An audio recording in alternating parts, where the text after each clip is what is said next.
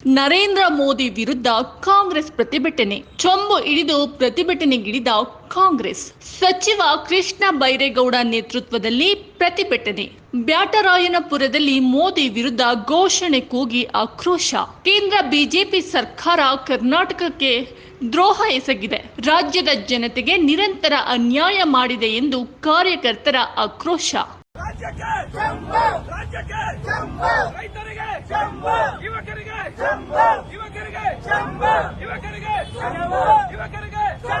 ಮಹಿಳೆಯರಿಗೆ ಚಂಬು ಕೊಟ್ಟ ಮೋದಿಗೆ,